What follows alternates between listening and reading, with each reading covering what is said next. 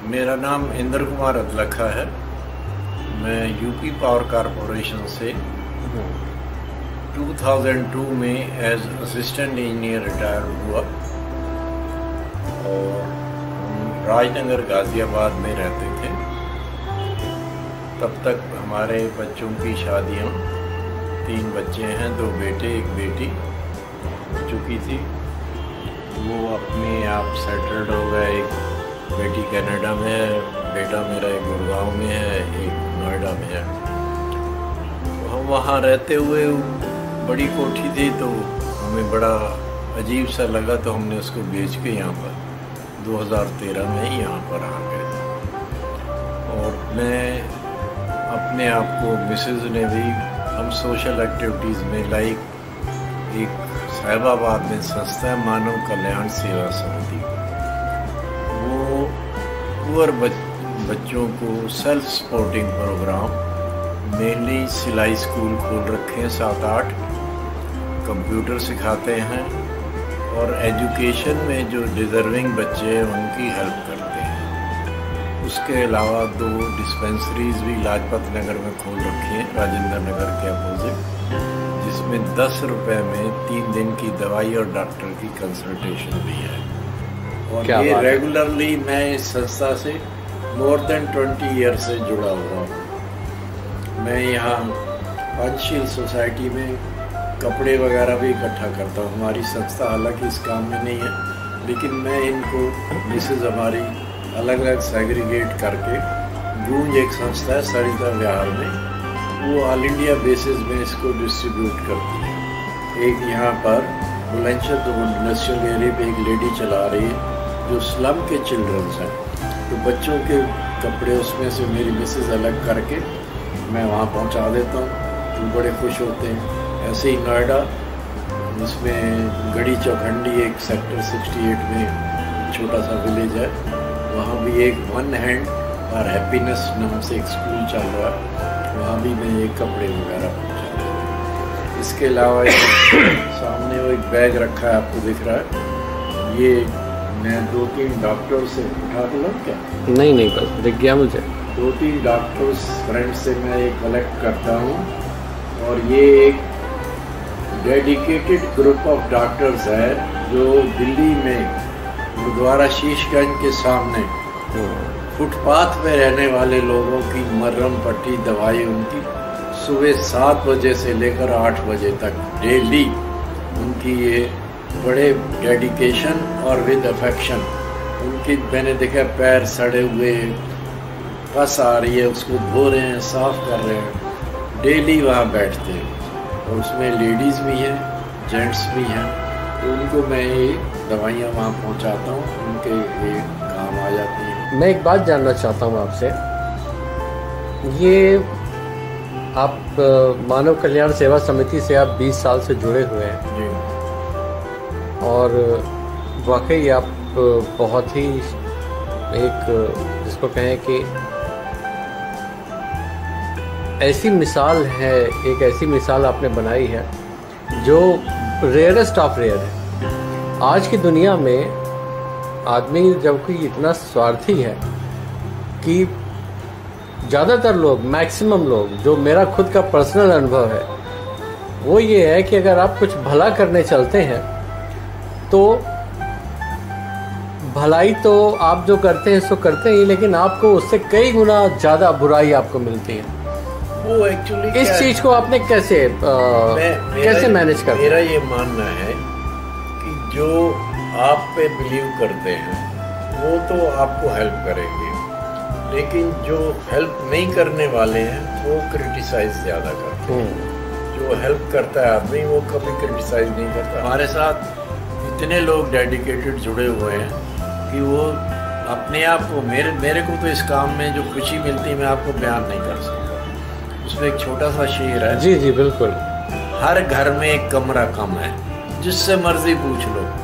2 कमरे वाला कहेगा 3 होते, 3 वाला कहता 4 और 4 वाला 5। हर घर में एक कमरा कम है। हर घर में एक कमरा कम है। और खुशी आपसे एक कदम है। अरे वाह वाह वाह, खुशी आपसे एक कदम है। वाह वाह वाह, ये जावेद अख्तर का शेर है, मुझे बहुत ही पसंद है। क्या बात है, हर घर में एक कमरा कम है, खुशी आपसे एक कदम कम है। अब जैसे आप मेरे यहाँ आए हैं, अगर आपको यहाँ आके अच्छा लगता है, आप घर से निकले एक कदम चलें तो पहुँच ही जाएंगे जी। और घर में बैठे रहें तो कहीं नहीं पहुँचेंगे। बिल्कुल तो ये जो मैं कदम 2-4 चलता हूँ ना जी, ये अपनी खुशी के लिए मुझे बहुत खुशी मिलती है। आपने इंट्रोड्यूस नहीं कराया, आपके बगल में एक बहुत ही गंभीर सी मोहतरमा बैठी हुई हैं, उनका आपने इंट्रोडक्शन नहीं कराया। मैंने करवाया वैसे पहले, वो आपने सुना। मेरी मिसेज है वर्षा लखा, ये देहरादून से ग्रेजुएट है, वहीं की रहने वहीं पैदा हुई है। और उसके बाद हम 14 साल वहाँ एक यमुना प्रोजेक्ट है डाक पत्थर में, वहाँ भी रहे। वहाँ भी हमारे ये कोशिश रहती थी कि अगर कोई हम किसी को सपोर्ट कर सकते हैं, किसी को हेल्प कर सकते हैं। शुरू में हमारे पेरेंट्स की ये समझिए उनके जीन्स में था, उन्होंने हमें दिया कि ये जो है, अब कहने वाले तो यही कहते हैं कि पता नहीं सच है कि जो हमारा सरनेम है अदलखा, उसके पीछे भी यही कहानी है कि हमारे फोर फादर्स ने किसी ज़माने में 50,000 रुपये सेवा की थी। और वो मेनली बताते हैं कि जब ये गुरु गोविंद सिंह जी ने ये सिख धर्म चलाया था, तो उसके बाद वो नाम अदलखा पड़ गया। क्या बात ये है, सच है गलत है मुझे नहीं पता। बहुत ही शानदार, बहुत ही शानदार। हाँ, मुझे पता नहीं। मैं एक क्वेश्चन मैं आपसे पूछना चाहूँगा, जो कि हर शादीशुदा आदमी का ये सवाल है, और मैं चाहूँगा कि आप इसका जवाब बिल्कुल दिल से दें। हर परिवार में, जो गृहस्थ परिवार है, वहाँ पर ये एक आम बात है कि आदमी जो होता है, पुरुष जो घर का होता है, वो थोड़ा उदार होता है और अपनी उदारता में वो मदद भी करना चाहता है, वो इधर दान भी देता है।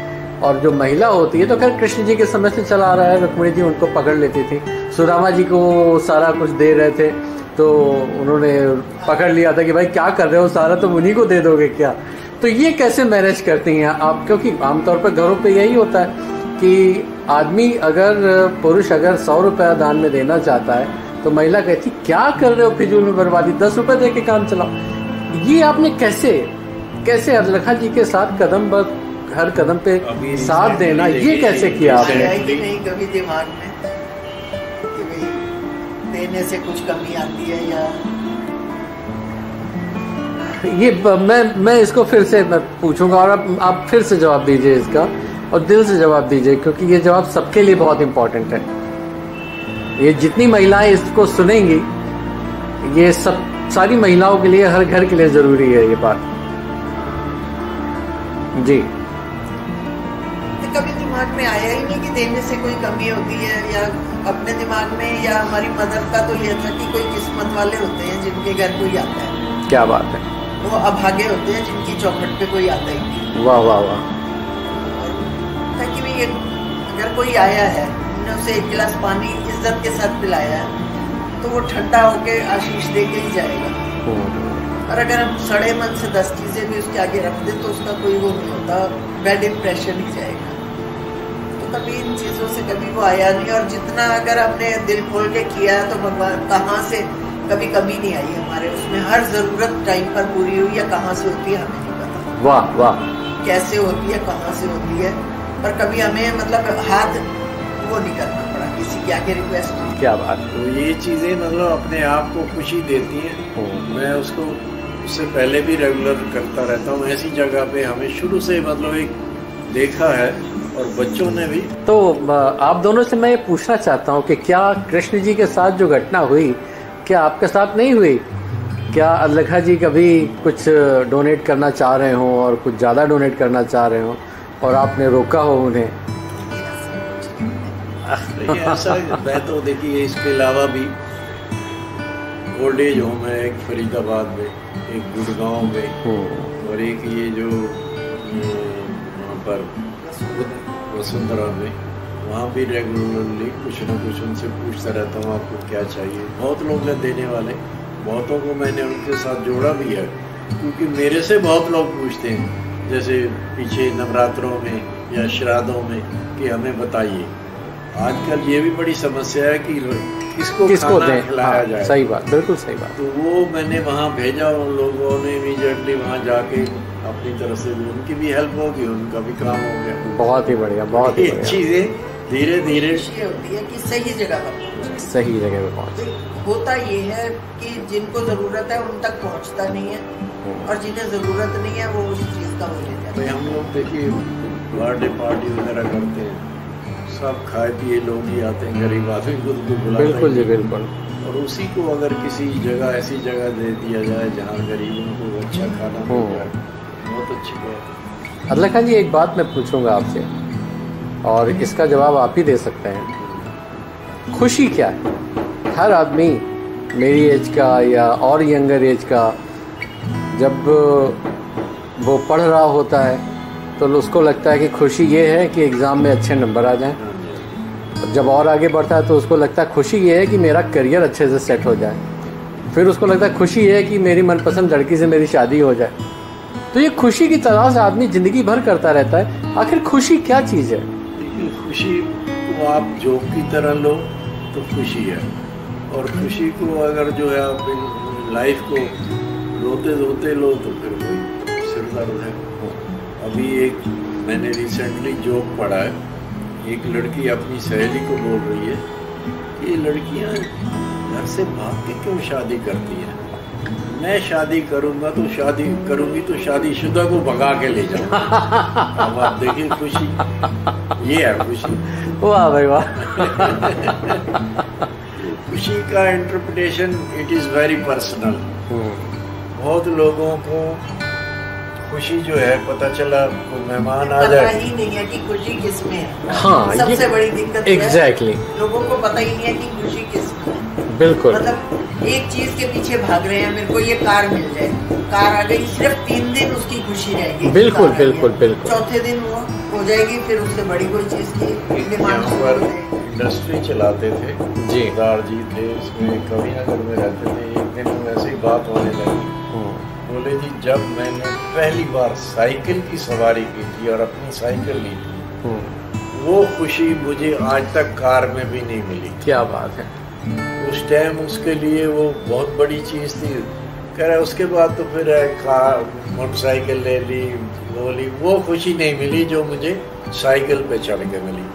तो क्या अब आप इसको कैसे एक्सप्लेन कर सकते हैं, ये तो कोई इसका बता नहीं। मेरे ख्याल से खुशी, जैसे कि आंटी ने बताया, दूसरों को कुछ दे करके या उनको खुशी दे करके जो खुशी मिलती है, जैसे आपने भी बताया कि जो खुशी मिलती है वो मैं बयान नहीं कर सकता, वो शायद खुशी सबसे बड़ी खुशी है, और वो शायद स्थायी भी है। अगर हमारे घर कोई मेहमान आता है हमें बहुत खुशी मिलती है। क्या बात है। ऐसे ही एक श्रीमान जी ने अपने फूफा जी से कहा, अच्छा, कि हमारे यहाँ मेहमान बहुत आते हैं, कैसे इनसे पीछा छुड़ाया जाए। अच्छा। तो फूफा जी ने कहा भाई एक नेम प्लेट बनवाओ, उस पे लिखवा दो LIC एजेंट, लोग अपने आप आना छोड़ देंगे। वाह भाई वाह। ये चीजें हैं जी, आप इनको बहुत खूब, बहुत खूब। आप नगर में हमारी जेठानी रहती थी। अच्छा जी। उनकी ये नेचर थी, मतलब फटाफट ना मैं ड्राइवर भेज दूँ, तू जल्दी से आ जा, मेरे पास कपड़े नहीं है। गए 7-8 सूट इकट्ठे खरीदे, कल तक सिल के दे जाना।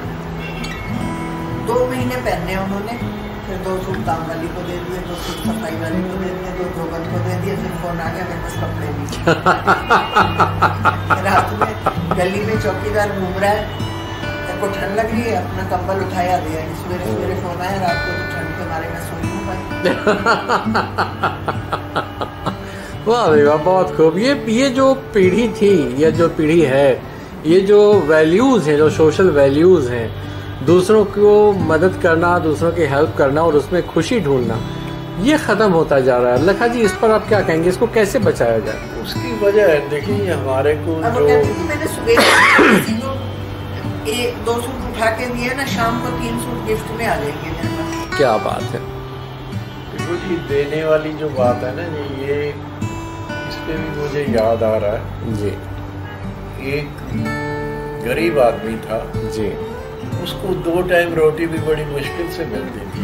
जी। तो वो एक संत के पास गया, आपने भी हो सकता है सुन रखी हुई बात कि महाराज जी मैं क्या ज़िंदगी ऐसे ही बिताऊंगा, एक टाइम रोटी मिल जाती है, दूसरे टाइम नहीं मिलती है, मिल जाए जी। तो बताओ मेरी ज़िंदगी में कभी कुछ अच्छे दिन भी आएंगे या अच्छा मुझे मिलेगा खाने को? तो उन्होंने कहा भाई तुम्हारी किस्मत में 5 बोरी अनाज है। अच्छा। अब उसी हिसाब से तुम मिल रहा है। उन्होंने कहा ऐसा हो सकता है कि मुझे 5 बोरी इकट्ठे मिल जाए।